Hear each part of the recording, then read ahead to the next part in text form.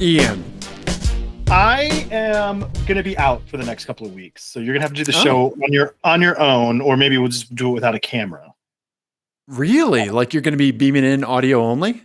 I think so, because I'm going to be getting plastic surgery, I think. Oh. Well, okay. First of all, you're a handsome man. Why would you need plastic surgery? I need to get the surgery, whatever surgery it is, on my face that makes me less approachable.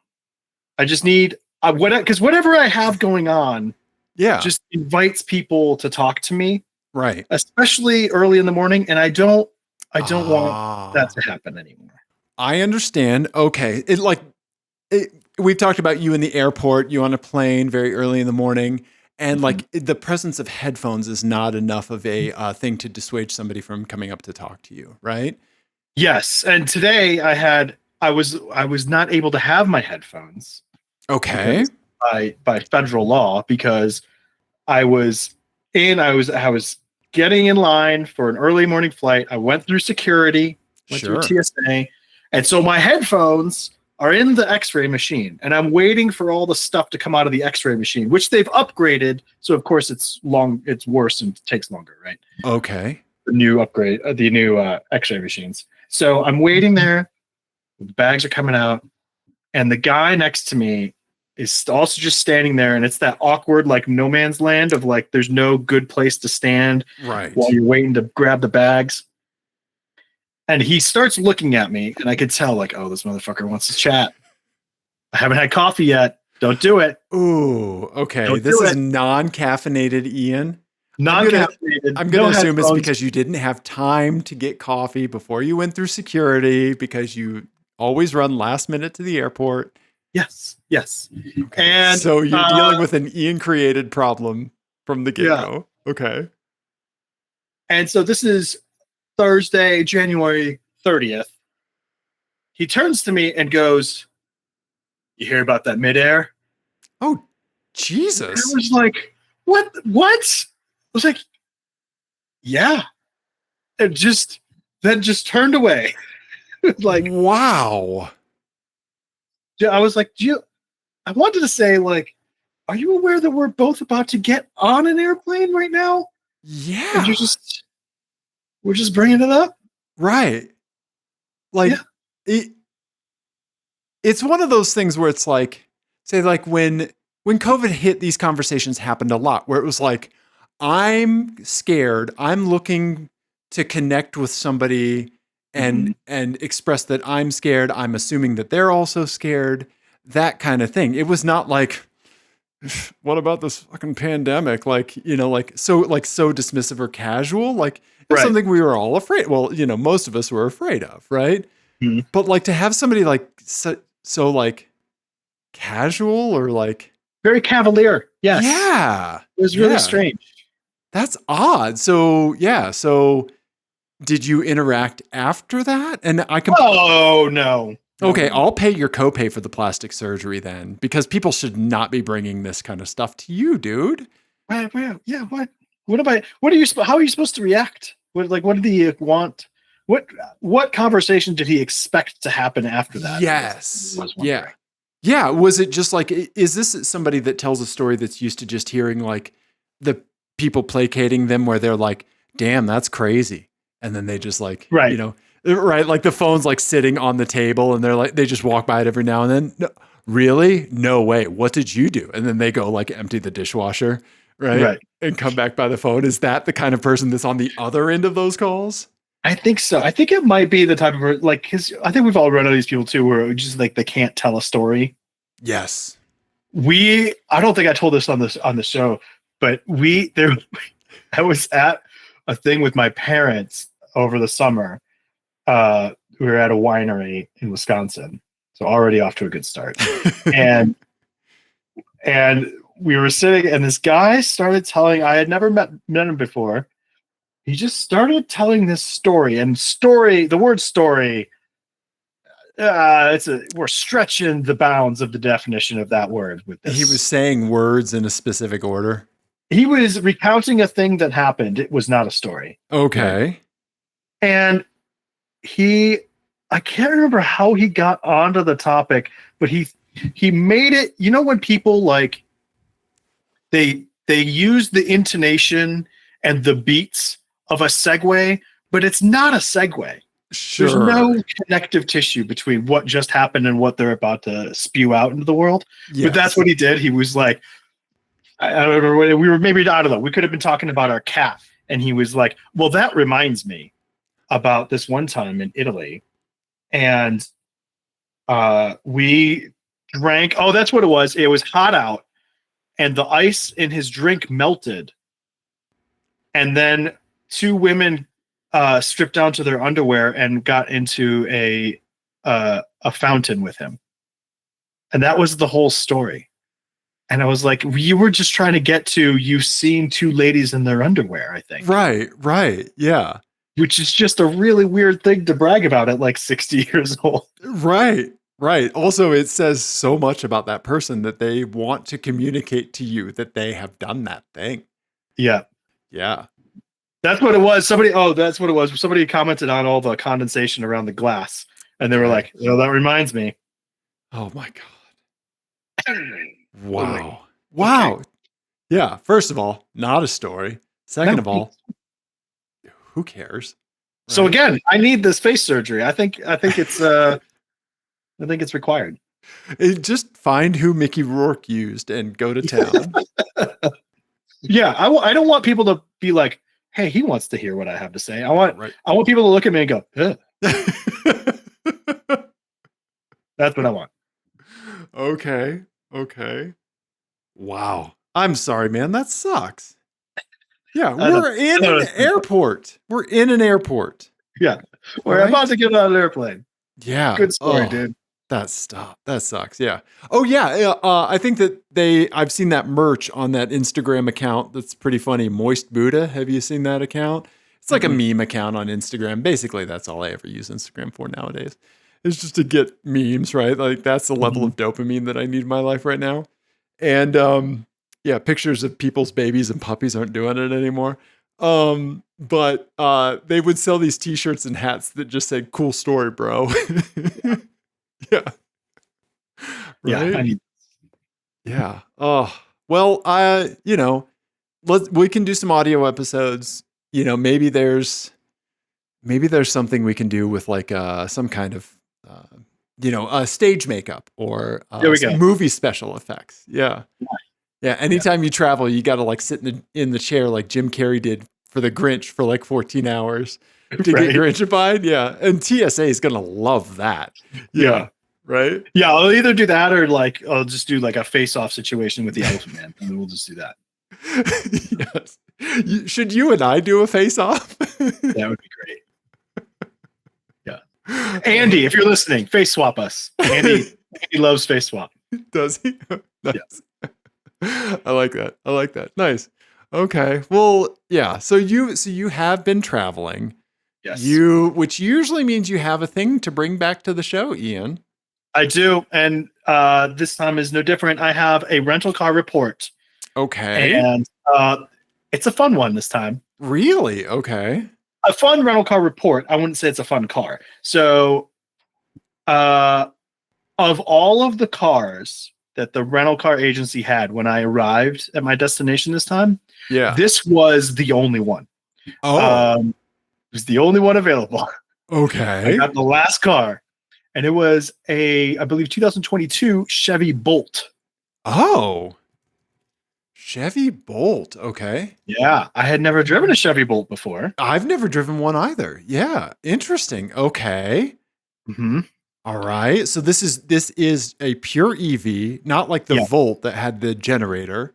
Correct. Okay. Yeah. The valet at the hotel referred to it as the slot car. Oh, okay. Yeah, it does look like a slot car. Yeah.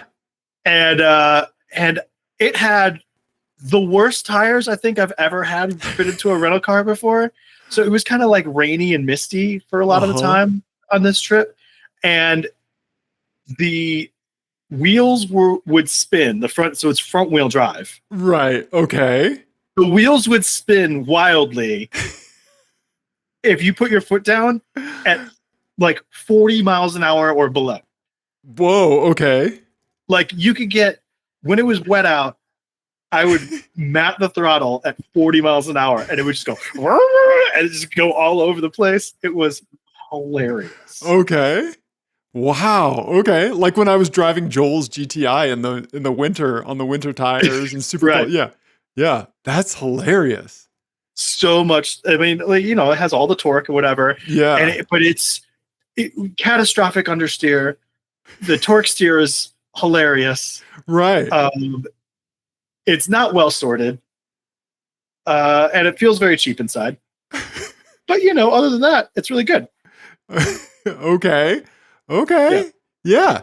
Not what I would call a performance car, but it is hilarious to do huge front wheel drive burnouts in. Yeah. Yeah. Like I'm looking at some of the pictures here. Like, yeah. So, I mean, everything is in the name of lightweight, right? Yeah. Do you know, did it have tire pressure monitoring? Did you see if they were like cranked up to like 70? No, I didn't check. That would have been a good idea. I didn't check it. Because they're probably like the more EV specific tires, right? That are like super hard compound, low rolling resistance, right? Yep. Like, and then you just have like the general lightness of the car. Yeah. Right? And the car had 13,000 miles on it. So I'm assuming that I was not the first person to try to spin those tires either. Good point. Good point. Worn hard compound EV tires that have been through like at least a solid thermal cycle. Right? Yeah. And it was cold out. Cold and rainy, and it was hilarious. Wow. Okay. Yeah. Hilarious in a slightly unsafe, sketchy way. Right. Right. Yeah.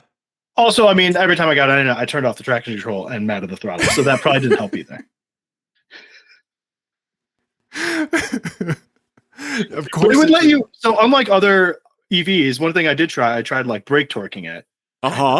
You could kind of like load it up a little bit. Okay. On the brake, it would let you overlap the brake pedal and the throttle pedal, which not all EVs do. No, usually that's how you take a screenshot. Yeah. Yeah. And then you jump, you take your foot off the brake and then mat the throttle, and it would just sit and spin and like the most acrid tire smoke I've ever smelled. Oh yeah, that compound has to be real synthetic, right? Mm-hmm. Yeah. You're essentially like driving on recycled water bottles and used lunch trays. Like yeah. Okay. Yeah, I had a coworker with me actually in the car a couple of times when I did it, and he just thought it was hilarious. Nice. Okay. Was this a coworker that went on the same karting trip? Did they have an expectation, or have they been a passenger with you before? They had not been a passenger with me before. Did he go? He was supposed to go karting, and I think he bailed. Okay. But yeah. But he is a car guy.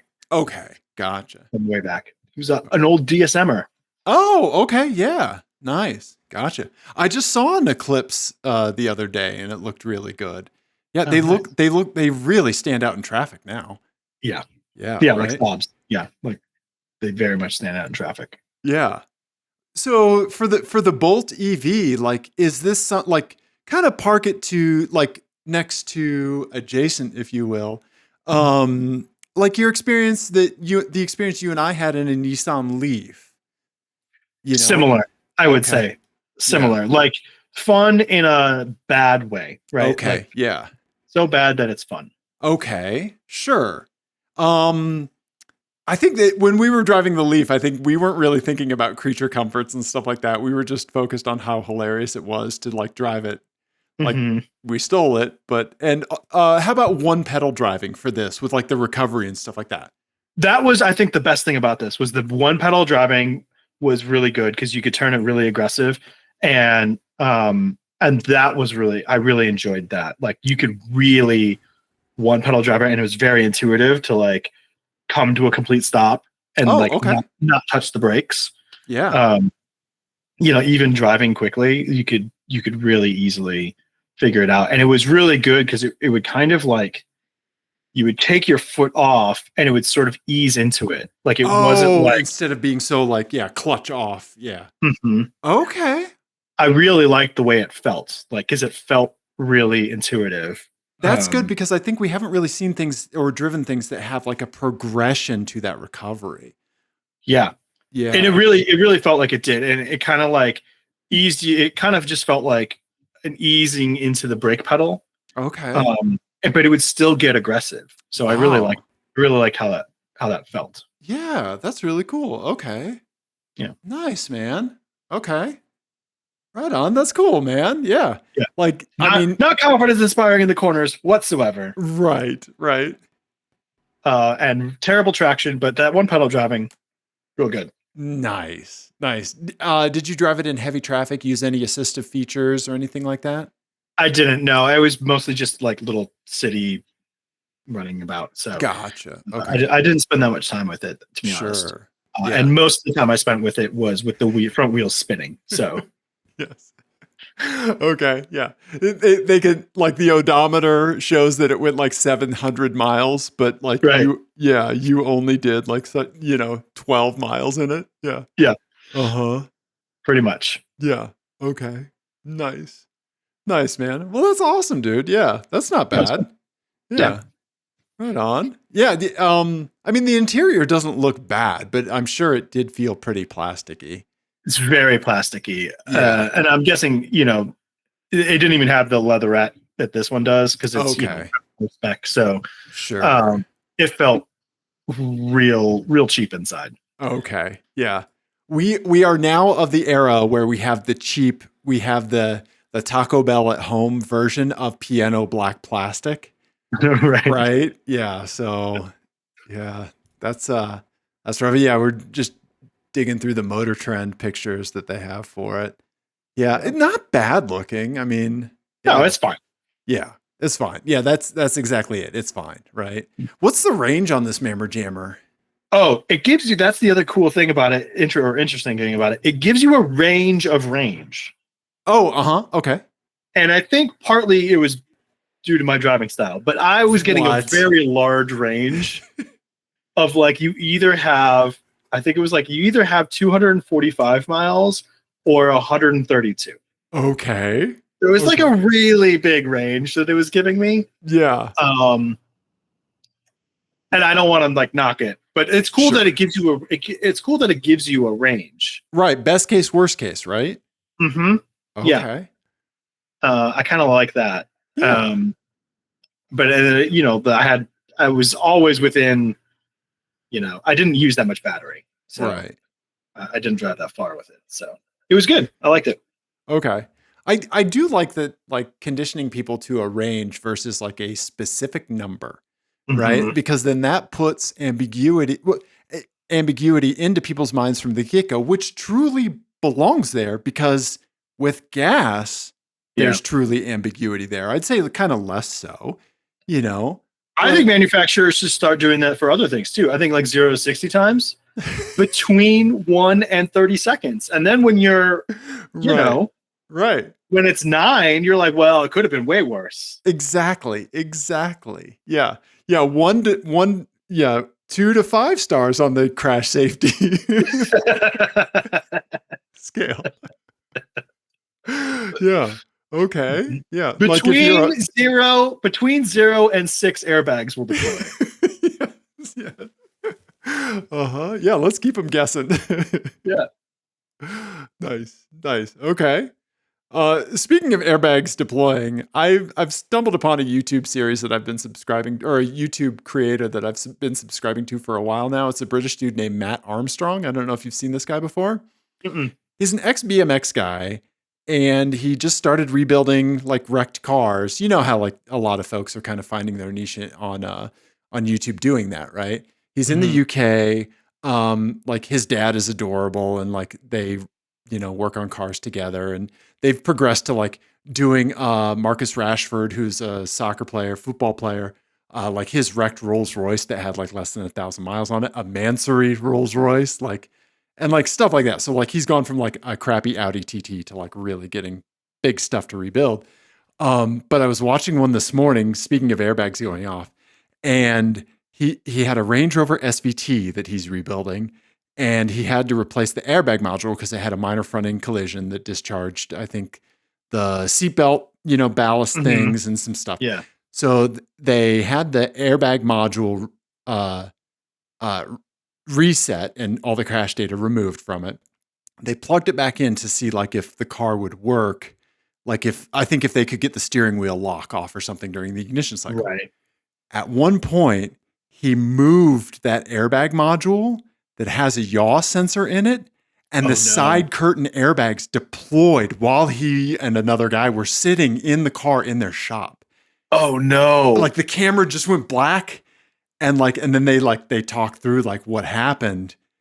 Like, but the car thought it was rolling because he moved that module and like flipped it upside down. Right.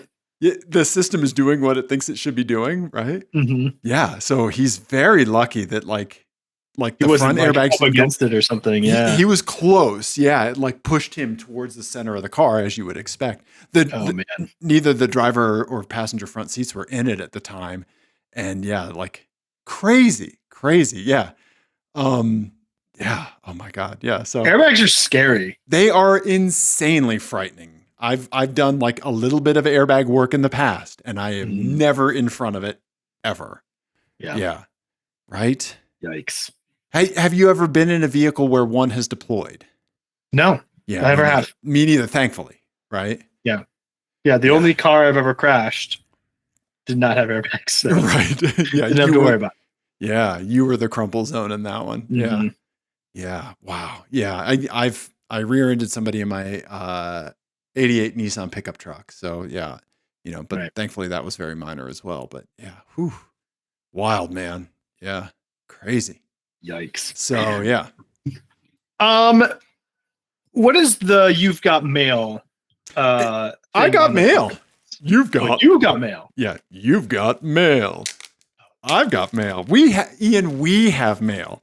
So one of our which is our way of telling everybody that you can now get a hold of us on AOL. Yes. Yes. Our user ID, our handle on AOL is offspring fan forever. Yeah, right.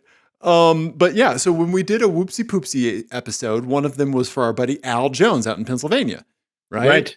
Remember his delightful, the little JDM car and his RX-7. Yes. So I sent him a Whoopsie Poopsie's apology. We did on behalf of the show, some stickers and a vegan mug and etc. And he sent back some stuff from his Lemons team. Some awesome stickers. Their Lemons team name is It's Probably Fine. Oh, that's cool. And so he sent us some koozies, right? With their car on it. Yeah. I love that. Is it like a Nissan Sentra or something? That's what it looks like. Yeah. That's exactly what I thought. Yeah. And then stickers. These guys, we all are all too familiar with the It's Fine guy, but yeah, It's Probably Fine. And a rainbow version, It's Probably Fine. And and some of the car itself, and they're that sweet prismatic. Yeah. Yeah, right. So thank you, Al, for sending us stickers and stuff. We're gonna throw this on our stuff for sure. Those are really cool. Right? Yeah. Very, very thankful. Yeah. So thank you for taking the time to send that to us, Al. And he sent us a very nice note. So yeah, really appreciate it. So there we go. Maybe we will cross paths at a Lemons race someday, hopefully. So yeah. Nice. Yeah. So we got mail, Ian. Well, thank you, Al. Should we do a license plate game? Yeah, I think we should. Let's do it. Yeah. Buzz. Do I have a text? What's going on? No. Buzz. You'll see. Buzz. Oh, okay. Buzz. I think that you're just expecting me to open the folder then and just get straight to it, huh? Mm-hmm. Okay, Buzz. Okay. I see the name of the file. Okay. Yeah. Yep. Okay. Do we? The want name to of this one? Okay. Is A Whole Hive of Bad Decisions. Okay. All right. I do have a bee-themed plate in the hopper. I know. Interesting. Okay. Well, you've seen one of the same ones. Maybe. Okay. All right. Here we go. I have not seen any of these, but there we go. Okay, so first up, Kia Stinger, very popular for folks with Stingers to have some kind of wasp, hornet Right. Buzz vanity plate. Okay. Then we have a Subaru Forester in the standard Subaru, like the suburban version of the Subaru blue color, right? Not the Rally, but more like my hoodie right now, right? Yep. And then a BMW X1 little crossover buddy in white down at the bottom. Okay. And the plates are BFMR, BEEFMR. I don't know what that means.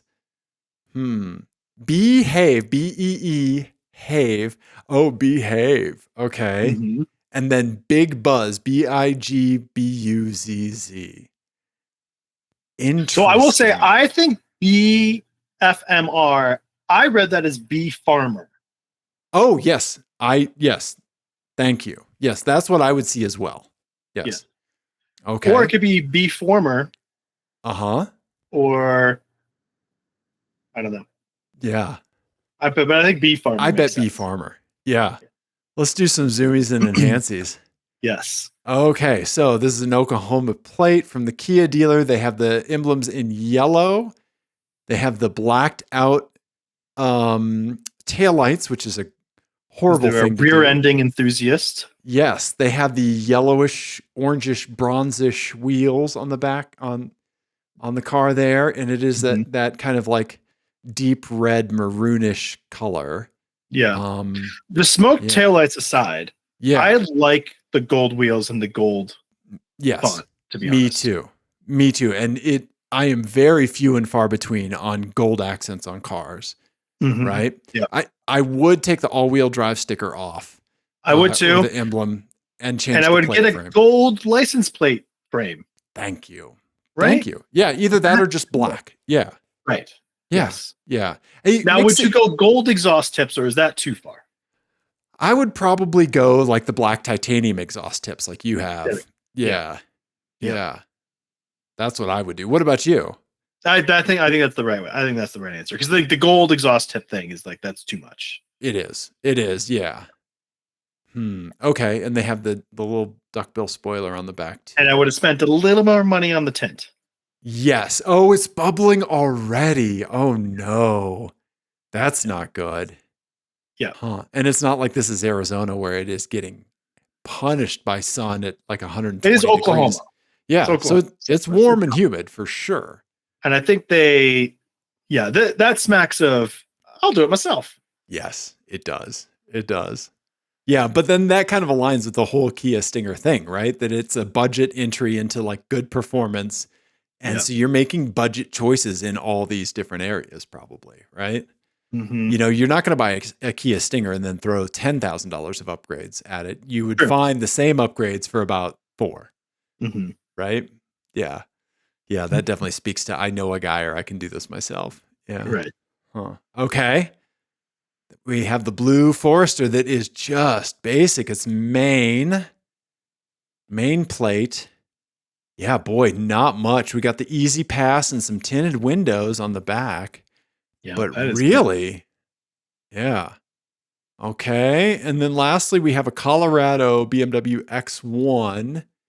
Looks like they're missing a little bit of stuff on the arch lining in the back. It does look like that. I didn't notice that before. Yeah, maybe some fasteners missing or something's like when you're doing that, like did they incorrectly overlap like that arch liner to the wheel, like surround? Like did they put it on the back when they should have put it on the front, kind of stuff? Well, does the X1, does it have like plastic, like off body color things that go on the wheel well? Oh, it might. And took those off. I think you might be right. Yeah, here, let's look. Yeah, BMW X1. Yeah, let's see here. Yeah, it does. They do have those like off body color. Yeah, so I wonder if they just removed those. I think they did. Yeah, I think that's exactly what it was. Okay. And it looks like it was a deliberate choice to do that because it's all around. Interesting. Okay. I don't think it looks bad that way. No, yeah. Bee Farmer, Behave, and Big Buzz. Okay. The Stinger is giving me Big Buzz or Behave energy. I'm kind of leaning towards Big Buzz. because the Stinger is a somewhat larger car. Mm-hmm. B Farmer I'm putting on the main plate Subaru Forester just because that is like the most pedestrian one here. And then Behave, I want to put that on the X1 because like that's like the person who never left the Austin Powers era of jokes, right? Right. Yeah. Uh-huh. That's like a little Steve Carell in The Office, Uh-huh. right? This person definitely says that's what she said. Yes. Yes. Right? Wait, I say that. I do too. But yeah, I think that I'm going big Buzz up top, B Farmer in the middle, and Big Buzz on the Behave on the bottom. Yeah, on the BMW X1. Okay. Okay. Right. Interesting. All right, let's take a look at the Dave Don't Look folder. You got one right. Oh man, B Farmer on the Subaru, but Behave and Big Buzz were swapped. You had them swapped, yeah. Okay, Behave on the Stinger, which you can see that, right? Mm-hmm. Big Buzz seems a little out of place on the X1, but maybe this is somebody that's aspiring for an X5, so they got the plate first. Yeah, aspiring for an X5 or an X7. Yeah. Yeah, I'm curious what the story. I think you're right. The top two, we know who these people are. Yes. The story with the bottom one, I'm a little more curious about. Yeah, absolutely. I want to know what's the buzz. Mm-hmm. Tell me what's happening. Right. maybe they're a gossip reporter or something. Oh yeah, could be. Yeah, there you go. Yeah, they work for TMZ, the Colorado wing. Yeah. Mm-hmm. Thank you, PETA, for sending me B Farmer. I think he sent me that. I mean, a very long time ago. Nice. I like that. That's good. Yeah. Yeah. Right on. Nice, buddy. Buzz, motherfuckers. Nice. Thank you, PETA. Okay. Yes. Ian, I need you to hit us with an album, buddy. Okay. We're just going with a banger this time. Okay. Yeah. We're going with a banger. It's not going to be terribly obscure. That's just what was in my heart this week. Yeah. I listened to The Information by, the YouTube video. I listened to The Information by Beck this week. Okay. And that is an album that like I had a weird relationship with because like when it came out, I thought it was too long. Okay. Didn't like it. And now I think that's insane. That's a crazy take. It's a great album. And I think that this run of albums from Sea Change to Modern Guilt with Guero and Information in between, that's my favorite Beck. That's my favorite era of Beck, and I kind of grouped them all together. Okay, gotcha. Okay. Yeah. Huh. Like I like it more than Odelay and Midnight Vultures and all that. Okay. This is my favorite era of Beck. Huh. Okay, let's look at the discography real quick. Yeah. Okay, so Mellow Gold was Odelay had Loser on it, right? Mm-hmm. Yep. Okay. And then Mutations had a bunch of singles on it. Midnight Vultures had a bunch of singles on it. And then it's like then it's this grown up era. Right. Like Sea Change, then Guero. I think it was Sea Change, then Guero, then Information, then Modern Guilt. Yeah, okay. And Modern Guilt is the last record of his that I really love. Okay. I think I came back in at Hyperspace. Yeah. Yeah, because that was I had already been digesting maybe about a year's worth of vaporwave music at that time. Okay. Yeah, like Macro Blank and Windows 96 and stuff like that. Yeah. I need to go back and listen to it again but also like that's not my normal genre of music, but I want to give it another shot. Yeah. Yeah. I really didn't like Morning Phase. Yeah. Didn't like Colors. Yeah. Yeah. Nothing's really snagged me for a while from him. But I think what I would advise you to not do is not listen to the Air 10,000 Hertz or whatever that album is within like 2 weeks of listening to the Beck, that Beck album, Hyperspace. Yeah. Okay. Kind of like give some distance between those things because I think that if you listen to that Air album and then the Beck album, all you would hear is what the Beck album isn't. Right. Yeah. Well, and I think that's the problem for me with Morning Phase, Okay. because it was supposed to be like, this is like a return to sea change and all that sort of stuff. Okay. But I mean, whenever I even the listen cover parallels it. Yeah. right. But whenever I listened to it, I was just like, I would rather listen to Sea Change because Sea Change is way better. You know? Right. Right. I understand that. Yes. Yeah. Yeah. Okay. Okay. Well, I'm gonna revisit this era because I think I have most of the Beck discography. I have purchased most of it just kind of out of Yeah. habit more than anything else. Yeah.